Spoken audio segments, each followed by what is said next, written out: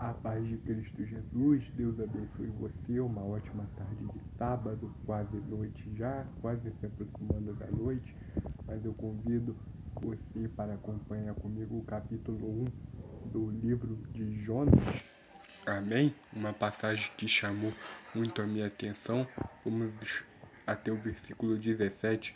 Eu está lendo do 1 em diante, convido você para acompanhar a leitura comigo, amém? E veio a palavra do Senhor a Jonas, filho de Amitai, dizendo: Levanta-te e vai à grande cidade de Nínive, e clama contra ela, porque a sua malícia subiu até mim. E Jonas se levantou para fugir diante da face do Senhor para Tarsis, e descendo a Jope, achou ali um navio que ia para Tarsis. Pagou, pois, a sua passagem e desceu para dentro dele, para ir com eles para Tarsis, de diante da face do Senhor. Que nós estamos vendo, né, que veio a palavra do Senhor a Jonas, filhos de Amitai, dizendo: Vai até a grande cidade de Nínive e clama contra ela, porque sua malícia subiu até mim. E Jonas, ele teve essa experiência. O Senhor chamou ele para que ele fosse profetizar contra a grande cidade de Nínive, porque a malícia daquela cidade chegou até ele, e aquela cidade era uma cidade conhecida como a cidade daqueles que decapitam profetas. Eles decapitavam profetas, eles estavam cheios da perversidade, eles decapitavam os profetas.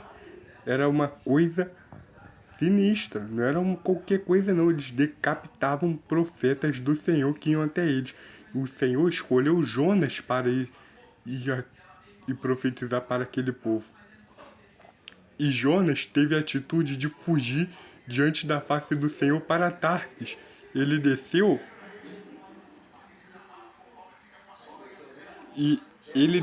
para fugir.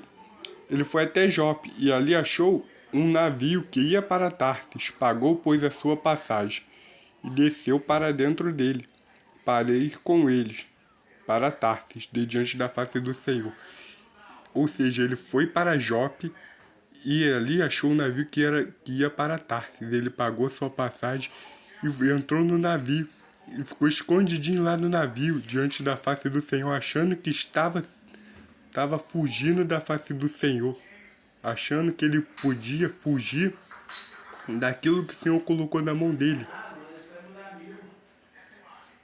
Não tem como fugir, galera. Quando a gente é escolhido para profeta, para levar a palavra do Senhor, não tem como fugir. Eu tô te falando por experiência própria que não tem. Ele te pega para fazer. Ele bota você para fazer. Se ele botar você para fazer, não tem como fugir. Por isso que ele separa as pessoas. Cada um tem um dom. Por exemplo, o Senhor me usa muitas das vezes para levar a palavra adiante. Tem outros que têm dom de enxergar. Tem outros que têm dom de exortar. Tem uns que têm dom de ensinar coisa que eu não tenho. Eu tenho um dom de dar a palavra. Nem todos podem fazer a mesma coisa que um faz. Por isso que ele faz separação. Jonas foi escolhido não como sacerdote, mas como profeta, que está além de sacerdote. Era algo importantíssimo.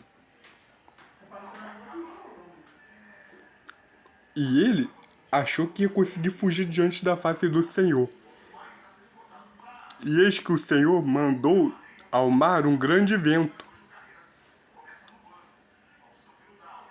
E fez-se o mar uma grande tempestade. E o navio estava para quebrar-se. Eu estou abaixando um pouquinho para ler, porque a letra está bem escolhidinha no cantinho da folha. Tá? Se vocês tiverem muitas das vezes esse questionamento de por que às vezes eu paro ou abaixo muito a cabeça para ler, por causa disso, tá? Eu não estou usando o meu computador, então vou estar lendo desse jeito. Então temeram os marinheiros e clamava cada um ao seu Deus e lançava no mar as fazendas que estavam no navio, para aliviarem do seu peso. Jonas, porém, desceu aos lugares do porão, e deitou, e dormiu um profundo sono. E quando o Senhor mandou ao mar um grande vento, fez-se no mar uma grande tempestade. O navio já estava para se quebrar. Então, a tripulação do navio, tripulação que estava no navio, os marinheiros, os capitães, eles tiveram a ideia de jogar suas fazendas, jogar tudo que eles tinham no navio no mar, para que assim o navio ficasse mais leve e de repente se salvasse. E cada um deles resolveu clamar ao seu Deus. E Jonas foi lá para dentro do navio, achou um local para ele e dormiu. Ele dormiu lá um profundo sono. Tudo dando errado e Jonas dorme. Jonas foi dormir, descansar.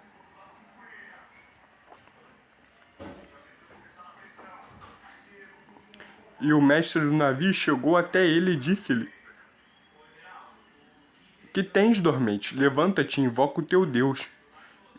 E talvez assim Deus se lembre de nós, para que não pereçamos. E dizia cada um ao seu companheiro: Vinde e lancemos sortes, para que sabemos por que causa sobreveio este mal. E lançaram as sortes, e as sortes caíam sobre Jonas. E nós vemos aqui que o capitão do navio chegou a ele e disse: O que tens, dormente? Levanta-te e invoca o teu Deus. Aqui ele já sabia que Jonas tinha alguma coisa de diferente, porque ele disse: Invoca o teu Deus. Não vê que nós estamos perecendo? Talvez se você clamar ao seu Deus, seja uma única forma de nós nos salvarmos. E para que saibamos por que causa nos veio este mal, eles lançaram sorte, e a sorte caiu sobre Jonas. Eles lançaram sorte para ver por que caiu esse mal. Esse mal veio por conta de Jonas. E de fato era a responsabilidade de Jonas.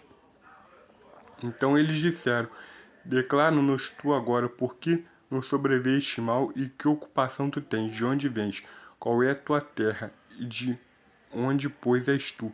E ele disse: Eu sou hebreu, temo o Senhor, Deus do céu, que fez o mar e a terra seca.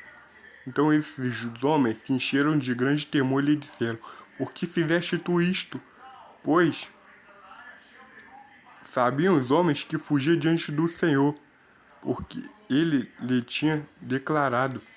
Aqui nós vemos que eles foram perguntar para Jonas: Mas quem és tu? De onde tu veio? Por que tu estás aqui? O que aconteceu? Por que está acontecendo isso com a gente? E que ocupação é a tua? E ele logo disse: Eu sou hebreu. E olha só, eu temo ao servo do Deus que fez o céu, que fez a terra e o mar. E esses homens se encheram de grande temor quando ele disse que era servo de Deus, que fez o céu e a terra e tudo que neles continham. Eles temeram porque eles sabiam que Jonas era profeta. O pavor chegou sobre eles de uma tal maneira que eles se espantaram com o que eles estavam vendo. Que eles sabiam que Jonas era um profeta do Senhor. Ele não era qualquer um que estava ali. E ele estava fugindo diante do Senhor. Por isso que o Senhor estava revoltado daquela maneira. Por isso que Deus estava furioso daquele jeito. Por causa da desobediência de Jonas. E eles disseram: Por que fizeste tu isso? Pois sabiam os homens que fugia diante do Senhor, porque ele lhe tinha declarado. E disseram: Que te faremos nós para que o mar se acalme? Porque o mar se elevava, engrossava cada vez mais. Ele lhe disse: Levantai-me e lança-me ao mar, e o mar se aquietará, porque eu sei que por minha causa vos sobreveio esta grande tempestade.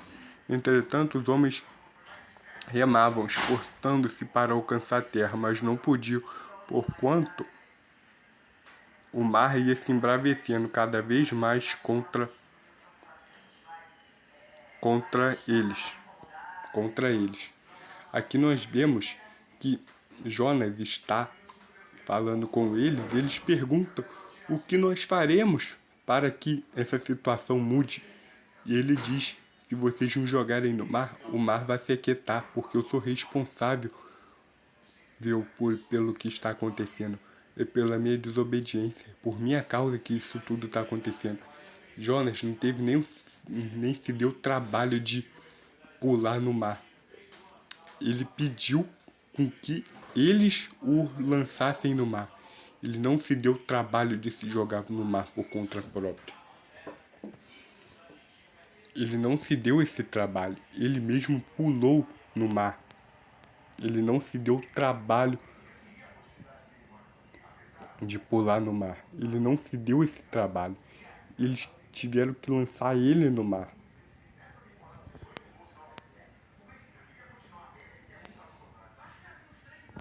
E os homens estavam remando, esforçando-se para chegar à terra, mas eles não podiam, porquanto o mar ia se embravecendo cada vez mais contra eles.